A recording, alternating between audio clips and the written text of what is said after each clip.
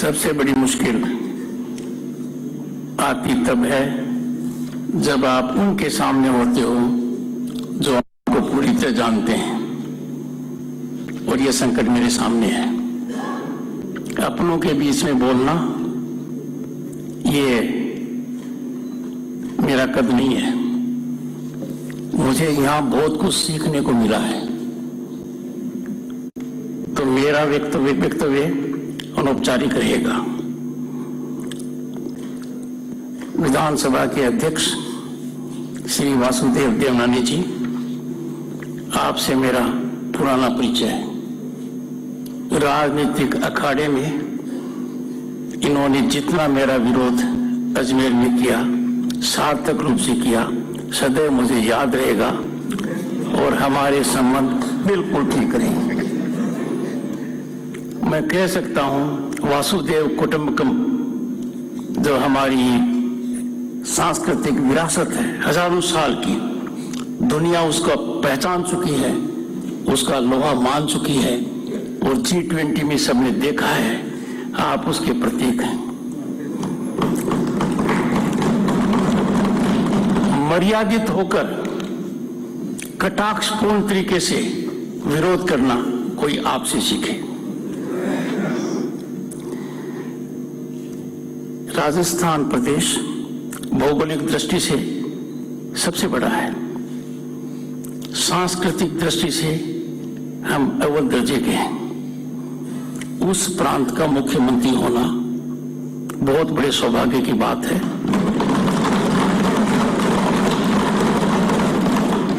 और यह सौभाग्य जिस तरीके से मिला है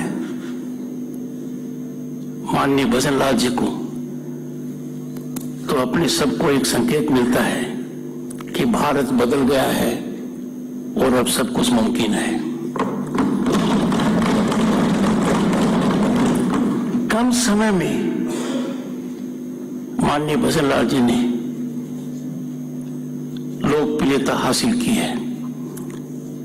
मैं माननीय मुख्यमंत्री जी से कहूंगा, कम समय में हासिल की हुई लोकप्रियता को बढ़ाना और बचाना दोनों आपके ऊपर एक चुनौती है, और मुझे कोई शंका नहीं है ये खरे उतरेंगे।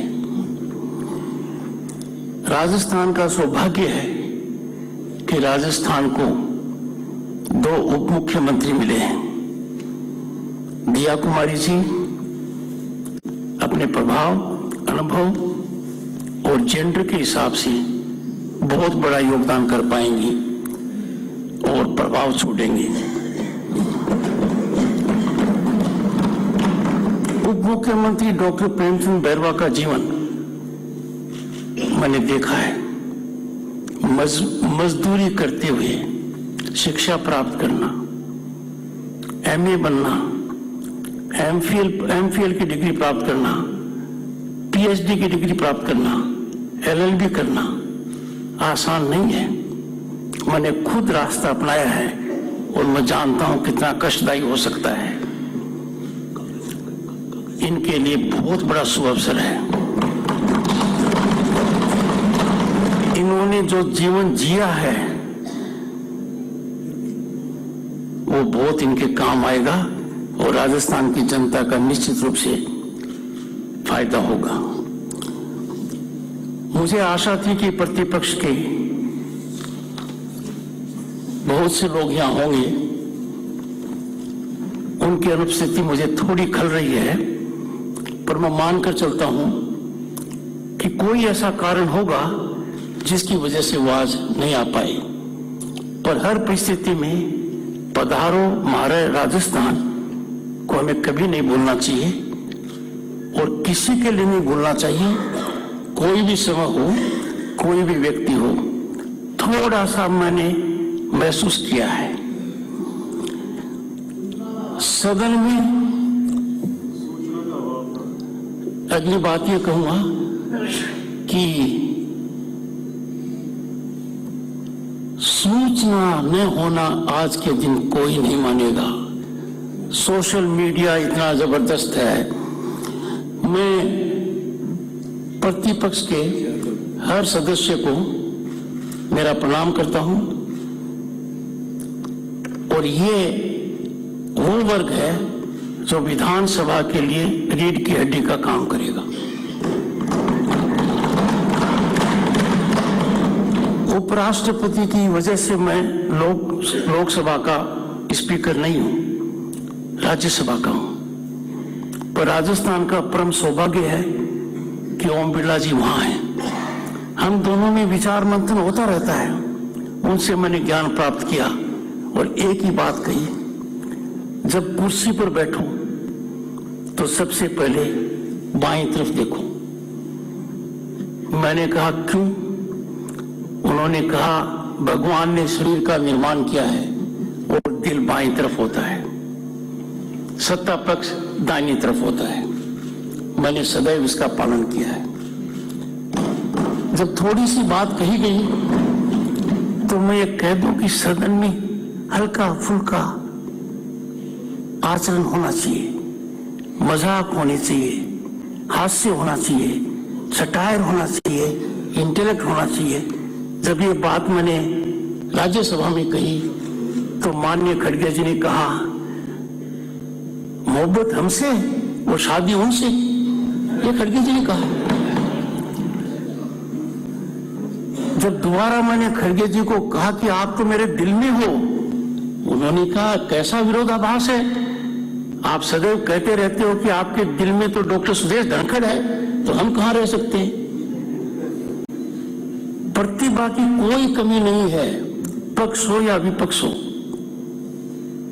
दोनों तरफ पूर्व मुख्यमंत्री होंगे, अनुभवी नेता होंगे, पर सदन एक परिवार की तरह चलेगा तो राज्य का बहुत बड़ा भला होगा। सत्ता पक्ष को हमेशा यह ध्यान रखना पड़ेगा कि सामने वाला विरोधी नहीं है, सामने वाला जो बात कहता है वो जनहित की है। और ऐसा संकेत मुझे माननीय मुख्यमंत्री जी के भाषण में अभी मिला है। अध्यक्ष महोदय ने आचरण के बारे में बहुत कुछ कहा है, तो जो बातें मैं कहना चाहता था वो आप दोनों कह चुके हैं। तो मैंने सोचा मुझे बीच का रास्ता अपनाना चाहिए। मैं जहां भी जाता हूं खास तौर से एक बात का ध्यान रखता हूं कि कोई राज्यसभा का सदस्य हो तो उसको नजरअंदाज नहीं करना चाहिए, वरना मुझे काफी पीड़ा का सामना पड़ सकता है। घनश्याम तिवारी जी आपके अनुभवी सदस्य रह चुके हैं, मंत्री रह चुके हैं और कम समय में राज्यसभा में बहुत बड़ी छाप छोड़ी है। उनकी उपस्थिति को लोकसभा से डॉक्टर सतपाल सिंह जी के उद्बोधन का आपको फायदा मिलेगा। चूरू के सांसद श्री राहुल कुशवाहा जी भी यहां उपस्थित हैं। I recognise his presence also. पर जब मैं दोनों तरफ देखता हूं और जब आंख मिलाता हूं, सीधा हम साथ थे, हम साथ साथ हैं। मेरा आशय भाटी जी से भी है। जब इधर देखता हूं तो डॉक्टर किरोड़ी मीना जी कुछ समय पहले हमारे सदस्य थे राज्यसभा में, मेरे कक्ष में आए, बोले मैं इस्तीफा देना चाहता हूं। मैंने इस्तीफा स्वीकार कर लिया। बोले सदन में कुछ बोलना चाहूंगा। मैं कुछ नहीं बोला। ये सदन में गए, सभापति महोदय, मैंने कहा माननीय किरोड़ी मीना जी, वाले सदस्य ने कहा आप इस सभा के अंग नहीं हैं, आप यहां आप कुछ नहीं बोल सकते, इनको झटका लगा होगा। पर मैंने नियमों का पालन किया। ये देवनानी जी आपके सामने यहां करेंगे। इस मौके पर मैं डॉक्टर सीपी जोशी जी का अभिनंदन करना चाहूंगा। वो साधुवाद के पात्र हैं। अध्यक्ष रहते हुए उन्होंने राजनीति से ऊपर उठकर इस सदन में कार्यक्रम आयोजित किए। पश्चिम बंगाल के राज्यपाल की हैसियत से उन्होंने मुझे यहां बुलाया। फर्क सिर्फ इतना था, तब उपस्थिति ज्यादा प्रभावी थी। उपराष्ट्रपति की हैसियत से भी उन्होंने मुझे बुलाया और अंतर्राष्ट्रीय स्तर का जब कार्यक्रम हुआ तो उदयपुर में मुझे बुलाया उन्होंने। मैंने हर बार उनको एक ही बात कही, विधानसभा का अध्यक्ष किसी दल से जुड़ा हुआ नहीं है। विधानसभा का अध्यक्ष का पहला कर्तव्य है कि वो प्रतिपक्ष का संरक्षण करे। कुछ ऐसा वातावरण बन जाता है जब हमें कठोर निर्णय लेने पड़ते हैं, पर कहते हैं ना कि खीर कितनी अच्छी है खाने से पता चलती है। और यही कारण है कि पश्चिम बंगाल के जो बहुत बड़ा प्रांत है, सांस्कृतिक राजधानी देश की कही जा सकती है, वहां की मुख्यमंत्री श्री ममता बनर्जी ने उपराष्ट्रपति के चुनाव में मेरा विरोध नहीं किया। तब मैंने ये बात यहां कही तो उस समय के मुख्यमंत्री अशोक गहलोत जी ने कहा कि जादूगर तो मैं हूं, आपने कौन सी जादूगरी ममता पर की थी? आप यदि अगर अपने कर्तव्य पर रहेंगे तो आखिर में नतीजा कभी खराब नहीं होगा। आज हम बहुत कठिन दौर से गुजर रहे हैं और भारत इतना बदल गया है, इतना बदल गया है राजनीतिक दृष्टि से, सामाजिक दृष्टि से, आर्थिक दृष्टि से, और विश्व में वो नाम हो गया है कि अब हम किसी देश के मोहताज नहीं है। दुनिया की 5वीं महाशक्ति होना अर्थव्यवस्था में छोटा काम नहीं है। मैंने खुद देखा है, झेला है। जब 1989 में लोकसभा का सदस्य बना, केंद्र में मंत्री था, सोने की चिड़िया कहलाने वाले देश का सोना हवाई जहाज से स्विट्जरलैंड के 2 बैंकों को गिरवी रखना पड़ा क्योंकि हमारी अर्थव्यवस्था चरमरा गई थी। आज से करीब 10-12 साल पहले दुनिया की 5 कमजोर अर्थव्यवस्थाओं में भारत था। आज भारत दुनिया की 5वीं महाशक्ति है। हमने कनाडा को पीछे छोड़ा है, फ्रांस को पीछे छोड़ा है, उनको पीछे छोड़ा है जिन्होंने सदियों तक हम पर राज किया। और आने वाले 2-3 साल में भारत जापान और जर्मनी को पीछे छोड़ते हुए या उनसे आगे निकलते हुए सकारात्मक सोच की वजह से तीसरी आर्थिक महाशक्ति होगी। मेरे कहने का आशय यह है, इस सब का निर्माण सदन करती है। इस बहुत बड़े हवन में आपका योगदान है, नेतृत्व का है, नीति का है, पर आम आदमी का भी योगदान है। आपके सामने चुनौती ज्यादा है क्योंकि जिस गति से भारत आगे बढ़ रहा है, दुनिया अचंभित है। दुनिया सोच नहीं पाई कि क्या भारत कभी हो सकता था। हमने जब लोकसभा में थे, केंद्र में मंत्री थे, कभी कल्पना नहीं की, कभी सोचा नहीं कि भारत का इंफ्रास्ट्रक्चर, टेक्नोलॉजिकल डेवलपमेंट, विकास इस स्तर का होगा।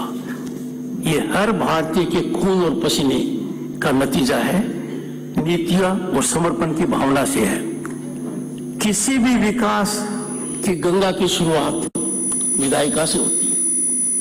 विधायिका का सबसे प्रमुख कर्तव्य है कि विधायिका कार्यपालिका और न्यायपालिका दोनों को सही दृष्टिकोण में रखे। कार्यपालिका को कटघरे में रखने का, कार्यपालिका को सही रास्ता दिखाने के लिए कार्यपालिका नियम के अनुसार काम करे, ये पूरे सदन का कर्तव्य है। ये सिर्फ इस तरफ का नहीं, दोनों तरफ का है। यदि अगर सरकार को आईना दिखाया जाएगा तो सरकार के लिए बहुत लाभकारी होगा। और मेरे कहने का मतलब यह है कि सदन के अंदर जो हम कार्यवाही करते हैं उसका असर प्रांत में नहीं, प्रांत के बाहर भी पड़ता है। सबसे पहले आपको ध्यान रखना चाहिए कि संविधान सभा में कार्यवाही कैसे हुई। करीब 3 साल तक संविधान सभा चली, कई सत्र हुए, उनके सामने बहुत बड़ी चुनौतियां थी, जटिल विषय थे, एक मन बनाना मुश्किल था।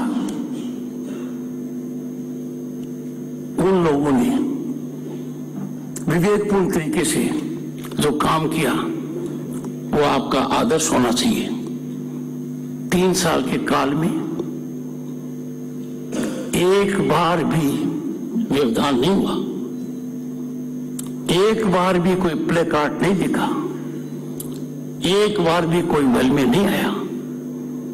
वो संकेत साफ है, सरकार सत्ता में है, पर सदन को चलाना और राज्य को दिशा देना पक्ष और विपक्ष दोनों की जिम्मेवारी है।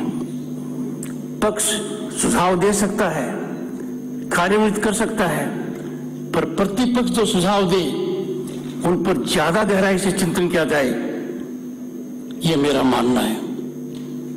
आज का परिदृश्य चिंता और चिंतन का है। आज बाहर जाकर पता लगा लीजिए,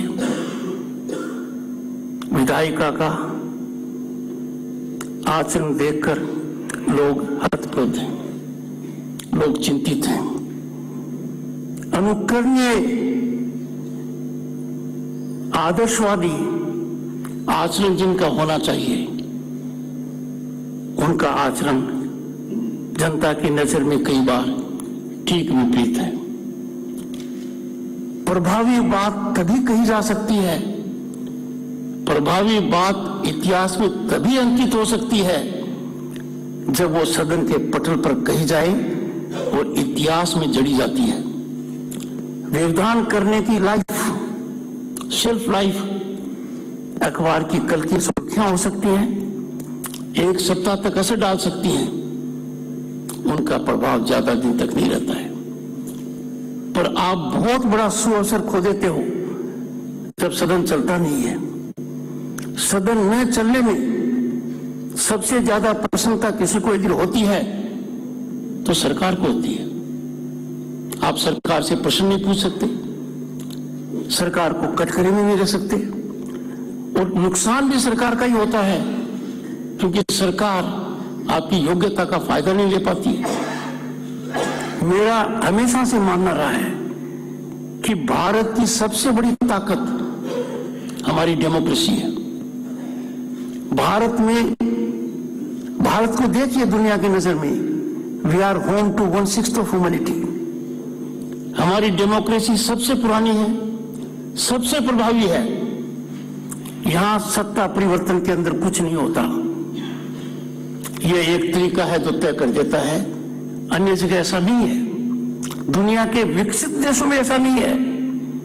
जो देश अपने आप को सबसे ज्यादा विकसित मानता है, वहां भी सत्ता परिवर्तन आसानी से नहीं होता है, अपने यहां होता है। दुनिया के लिए भारत प्रजातंत्र की दृष्टि से आदर्शवादी है क्योंकि हमारी सांस्कृतिक विरासत 5000 साल की है, किसी और देश की नहीं है। और दूसरी जो हमारी मजबूती है वो हमारी कार्यपालिका है। हमारे अधिकारीगण किस वजह से वहां पहुंचते हैं? वो दुनिया का सबसे मुश्किल परीक्षा पास करते हैं। उनका चयन प्रक्रिया, उनका प्रशिक्षण उनको मजबूती देता है। वो किसी भी काम को हासिल करने में कभी पीछे नहीं रहते हैं।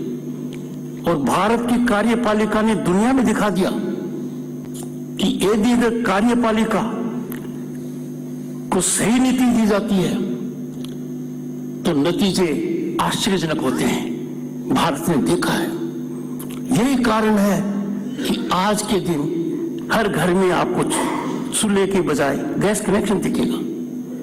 लोगों को आशा बनी हुई है कि मेरे घर में मिलों चलकर मटके पर पानी नहीं आएगा, मेरे घर में नल होगा, मेरे घर में शौचालय होगा, पढ़ाई मेरे नजदीक मिलेगी, महिलाओं की उन्नति होगी।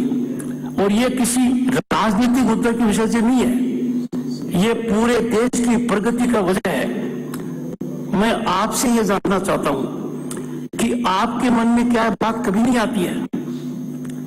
हम विकास को राजनीतिक चश्मे से नहीं देख सकते।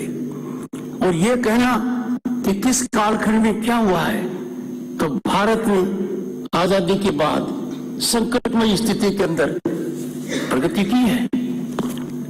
कुछ कालखंड में प्रगति ज्यादा है, कुछ कालखंड में संकट ज्यादा रहा होगा, पर आज का भारत जिस स्तर पर है, आप सब पर बहुत बड़ा उत्तरदायित्व है।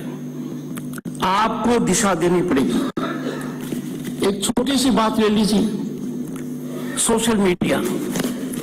किसी भी सदस्य के बारे में सोशल मीडिया में एक ऐसी भ्रांति फैलाई जा सकती है जो एक बड़ी आग का रूप ले लेगी। इस सदन को तय करना है कि इस प्रकार की व्यवस्था का पर अंकुश कैसे लगाएं, सार्थकता से हमारा जीवन चलता रहे, हमारे चरित्र हनन की प्रयास न हो, कैसे रोकें। सदन का मुख्य काम है विधायी निर्माण में योगदान देना। मुझे बड़ी पीड़ा होती है, और विशेषकर पीड़ा मुझे होती है उस वर्ग से जिस वर्ग से मैं आता हूं, वकालत के पेशे से। भारतीय संसद ने हाल ही में अंग्रेजों के कानून को छोड़कर 3 कानूनों का निर्माण किया। राज्यसभा में देश के सर्वश्रेष्ठ अधिवक्ता सांसद हैं, एक ने भी परिचर्चा में भाग नहीं लिया। व्यक्तिगत रूप से मैंने उनको कहा है, ये पीड़ा का विषय है। जो लोग राय दे सकते हैं, मार्गदर्शन दे सकते हैं, बता सकते हैं ये बदलाव होना चाहिए, वो नहीं कर पाए। एक भी उनमें निलंबित नहीं था। सदस्य को निलंबन करना सबसे बड़ी पीड़ा का कारण है। बहुत गहराई से सोचते हैं, कक्ष में चर्चा करते हैं, उनसे विचार विमर्श करते हैं, उनके साथ भोजन करते हैं, और यही बात है कि वो कोई ऐसा भाव नहीं रखते, खासतौर मेरे लिए, कि आपने गलत किया। वो कहते हैं कि हम सीमाओं में बंधे हुए हैं, और मैं समझता हूं ये सीमाएं सदस्य राजनीतिक दल के आदेश को मानने के लिए विवश है। ये एक हकीकत है, सत्ता पक्ष हो चाहे विपक्ष हो। पर राजनीतिक दलों से भी मैं आग्रह करूंगा, सदस्यगण अपनी प्रतिभा को तभी दिखा पाएंगे, सार्थक बना पाएंगे, जब अनेक विषयों पर आप उनको पूरी बात कहने का मौका दें। हो सकता है कुछ राजनीतिक मुद्दे जिन पर राजनीतिक दलों का नियंत्रण होना चाहिए, वो राजनीति कैसे करते हैं यह विषय आशंका नहीं है। पक्ष विपक्ष का आपस में हो सकता है। आसन पर संदेह करना मैं समझता हूं कभी ठीक नहीं रहेगा। आसन पर बैठने वाला व्यक्ति दोनों तरफ देखता है। हल्की फुल्की बातें इतनी हो जाती हैं कि हमें उनको दिल पर नहीं लेना चाहिए। जब मैं राज्यसभा का सभापति बन गया था, तो उससे पहले वेंकैया नायडू जी के पक्ष में खड़गे जी ने एक बात कही कि बहुत अच्छे रहे आप, और मेरे बारे में कहा कि आने वाला मौसम कैसा रहेगा, कितना सताएगा पता नहीं। ये बात उन्होंने एक भावना से कही थी, उसका मैं 2 अर्थ ले सकता हूं। ऐसा कभी नहीं होना चाहिए। किसी बात को पकड़कर, किसी बात को लंबी खींचकर ठीक नहीं है। मेरे बारे में अभी राजस्थान में टिप्पणी हुई है, मैं उनको व्यवहारिक मानता हूं, उनकी गांठ बांध लूं और कटाक्ष करूं ठीक नहीं है। पर एक बात अवश्य है कि हर सदस्य का आचरण अनुकरणीय होना चाहिए, मर्यादित होना चाहिए। आपका नाम इतिहास में रचित है। आपके आने वाली पीढ़ियां याद रखेंगे कि अमृत काल में राजस्थान विधानसभा ने जो कार्य किया, जो 2047 में भारत का रूप होगा, उसकी नींव डाली, उसके हम सदस्य थे। आपको बताना पड़ेगा भावी पीढ़ियों को कि हमने विधानसभा के पटल पर, विधानसभा के कक्ष में क्या योगदान दिया, कौन सा ऐसा विचार हमने रखा जो उस समय तो समझ में लोगों के नहीं आया, पर 10 साल बाद में आया। इस सुअवसर को आप कभी मत गवाइए। Create history. मैं आपको बताना चाहता हूं कि डॉक्टर अंबेडकर ने जो बातें कही, उन पर आपको खास ध्यान देना चाहिए। डॉक्टर अंबेडकर ने कहा था, आपको पहले भारतीय, अंतिम भारतीय और सिर्फ भारतीय होना चाहिए। भारतीयता हमारी पहचान है, भारतीय होना हमारा गर्व है। कोई ऐसे भारतीय काम नहीं किया है कि विश्व में हम सर ऊंचा न उठाएं।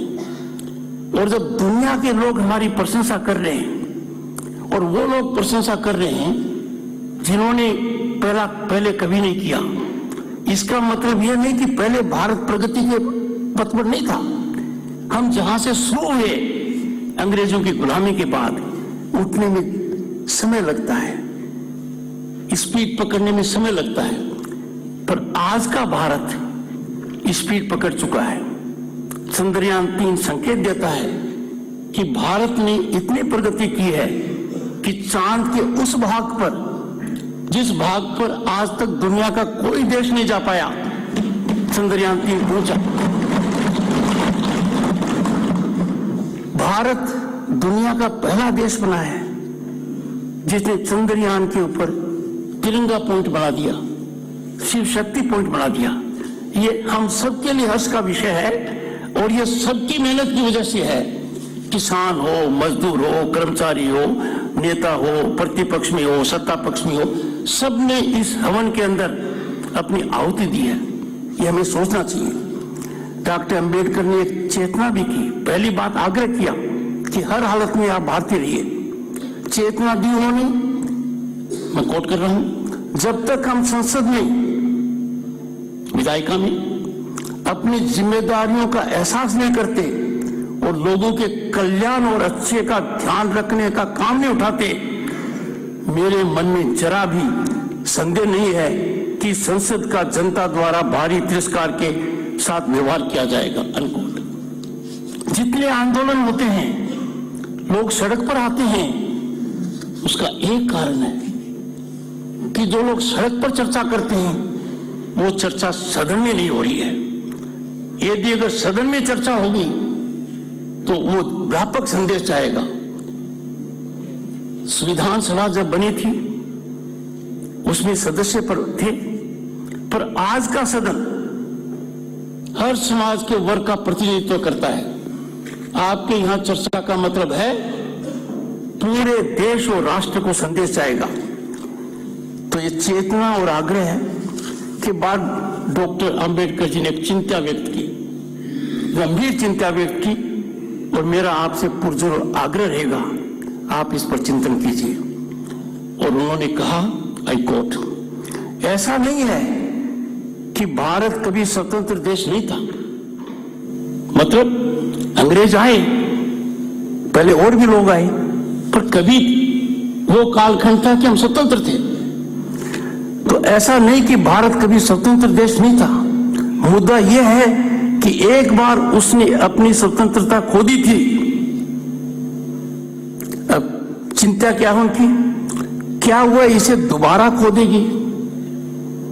मुझे सबसे ज्यादा परेशान करने वाली बात यह है कि न केवल भारत ने पहले एक बार अपनी आजादी खोई है, बल्कि उसने इसे अपने ही कुछ लोगों की बेवफाई और विश्वासघात से खो दिया है।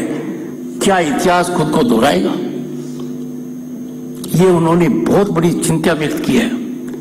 मेरा आपसे आग्रह होगा, हर भारतीय राष्ट्रवाद में विश्वास करता है, हर भारतीय की निष्ठा 100% है, पर कुछ लोग जो भ्रमित हैं वो किधर से भी आ सकते हैं, उनकी विचारधारा को कुंठित करना इस विधानसभा का बहुत बड़ा दायित्व है और एक मत से विधानसभा उनको कुंठित कर सकती है ताकि भारत की प्रगति में किसी प्रकार का कोई अवरोध नहीं आए। मैं संविधान के बारे में कुछ बताना चाहूंगा क्योंकि संविधान में आपको हर बात का जवाब मिलेगा जिस तरीके से गीता दर्शन में मिलता है। पहली बैठक दिसंबर 9, 1946 को हुई, तब 207 सदस्य थे। 2 साल 11 महीने 17 दिन ये चली, 11 सत्र हुए 165 दिन के, बहुत योगदान किया गया। पर इतिहास में झांकेंगे तो संख्या पहले कहां से आई? संविधान सभा के सदस्य सीधे रूप से निर्वाचित नहीं थे, कोई सीधा चुनाव जीत कर नहीं आए जैसे आप लोग आए थे, वो इनडायरेक्ट इलेक्शन था और ऐसी संख्या 292 थी। 93 लोग वो थे जो राजा महाराजों के प्रतिनिधि बने थे और 4 वो थे जिनमें एक राजस्थान अजमेर के थे जिनको हम कहते हैं chief commissioner provinces. Mukut Bihari Bhargava यहां से थे। उन सदस्यों के यदि नाम देखेंगे तो राजस्थान के मुख्यमंत्री उनमें से बने हैं, केंद्र के अंदर सबसे पहले कैबिनेट मंत्री बने हैं। उनका क्या योगदान रहा आपको बहुत तरीके से ध्यान देना चाहिए। एक बार जब आप पढ़ेंगे तो मेरे मन में कोई शंका नहीं है, आप प्रेरित होंगे, आपका योगदान गुणात्मक होगा, जनता को सही संदेश देने वाला होगा। संविधान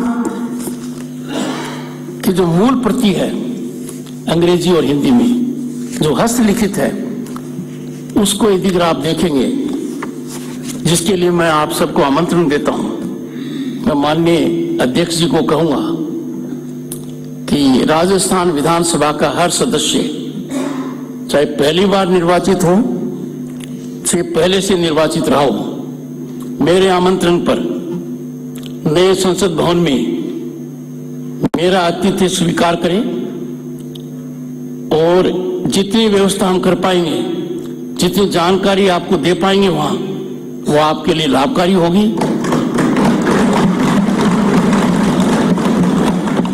मैं हर सदस्य को यह भी निमंत्रण देता हूं कि वो अपने परिवार सहित आए। उसका विशेष कारण यह है कि भारतीय संसद का जो नया भवन है, देखने से ही आपको पता लगेगा कि कोविड के बावजूद 2.5 साल में कोई भवन नहीं बना है। भवन के अंदर बहुत कुछ हुआ है, हमारी सांस्कृतिक धरोहर है। इसके साथ भारत मंडपम एक ऐसा है जहां भारत ने अपनी संस्कृति को दुनिया को दिखाया G20 में, उसके भी दर्शन आप करेंगे। ये मेरे निमंत्रण का हिस्सा है। माननीय अध्यक्ष जी से मैं खास तौर से आग्रह करूंगा कि अध्यक्ष जी एक तरीके से सभी की व्यवस्था करो, अलग अलग समय आ सकते हैं। और राजस्थान की जो भूमि है वो निश्चित रूप से ये संकेत देती है कि आतिथ्य में किसी प्रकार की कमी नहीं हो। अंत में मैं एक बात कहूंगा, भारत के संविधान को लोगों ने पढ़ा है, पर जो भारत का संविधान उपलब्ध है वो पूर्ण नहीं है। भारत के संविधान में चलचित्र हैं। मेरा आग्रह रहेगा कि राजस्थान विधानसभा भारत के उस संविधान के प्रति हर सांसद को उपलब्ध कराए, हर संसद सदस्य को उपलब्ध कराए। तब आपको पता लगेगा कि संविधान में जो चित्र हैं वो संविधान निर्माताओं ने हमारी 5000 साल की सांस्कृतिक विरासत की झलक दिखाई है। सारनाथ के अशोक स्तंभ का अशोक चिन्ह चित्र है।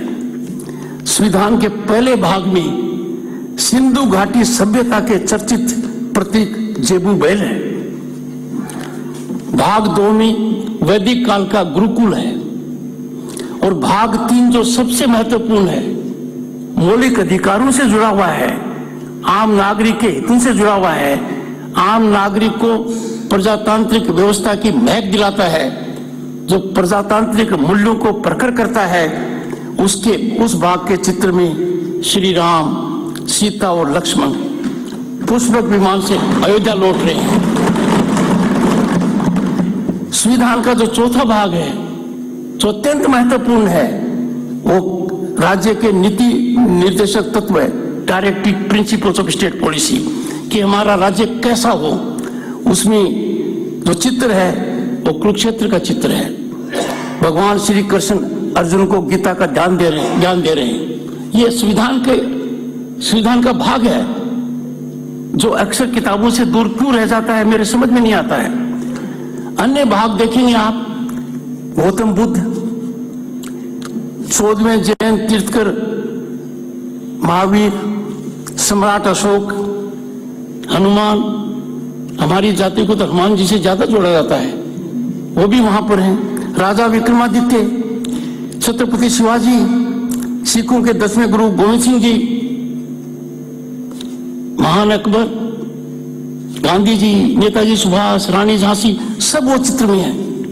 उनका जब आप सिलसिलेवार से देखोगे तो आपका मन करेगा कि उनका स्थान वह कैसे आया। संविधान सभा के सदस्यों ने कितना ध्यान दिया। भारत के संविधान को पढ़ने वाले को अंदाजा लग जाएगा और आपको 5000 साल की संस्कृति का निचोड़ उन चित्रों में मिल जाएगा। मेरा आपसे यह आग्रह है कि यह मौका आपको सिर्फ राज्य को दिशा देने का नहीं है, देश को दिशा देने का है। आपकी कमेटियां जो हैं, समितियां हैं, उन समितियों को यदि आप गहराई से देखेंगे, दूरगामी परिणाम होंगे। मैं बात को खत्म करते हुए अंत में एक अनुरोध करूंगा। ये समस्या मेरे पास बहुत आई है। राज्यसभा के सभापति की हैसियत से अनुभवी सांसद अधिकारियों के बारे में शिकायत करते हैं। मैंने इसका गहन अध्ययन किया है और मैं इस निष्कर्ष पर पहुंचा हूं कि हो सकता है कोई बहुत विशेष परिस्थिति हो कि किसी माननीय सदस्य को अधिकारी के बारे में कुछ कहने का मौका मिले, पर अधिकारी सत्ता पक्ष के अंग नहीं है, वो आपके भी अंग है। सत्ता पक्ष के सांसद सदस्य भी शिकायत करते रहे मेरे को, दोनों तरफ के। मैं बुलाकर उनसे विचार करता हूं, समझाता हूं कि अधिकारी से काम लेना, अधिकारी का उत्तरदायित्व है कि वो प्रजातांत्रिक व्यवस्था में प्रतिनिधि को पूरा सम्मान दे, पर दोनों तरफ अहंकार नहीं होना चाहिए। अधिकारियों से संपूर्ण विश्वास प्राप्त करना भी जनप्रतिनिधि का काम है। जनप्रतिनिधि और अधिकारी दोनों साथ में चले, प्रगति का रास्ता प्रशस्त होगा। आपके पास अधिकार हैं, कहीं कोई बात हो तो बातचीत का माध्यम सबसे पहले होना चाहिए। यही मैं सदन के लिए कहता रहा हूं। हमारी पार्लियामेंट्री डेमोक्रेसी का सिद्धांत क्या है? Dialogue, debate, discussion, deliberation. हमारी प्रजातांत्रिक व्यवस्था का सिद्धांत डिस्टर्बेंस और डिस्ट्रप्शन नहीं हो सकता। इसी तरीके से विधायिका का जो संबंध कार्यपालिका से है वो भी सौहार्दपूर्ण होना चाहिए। मुझे आपने मौका दिया, सदा याद रखूंगा।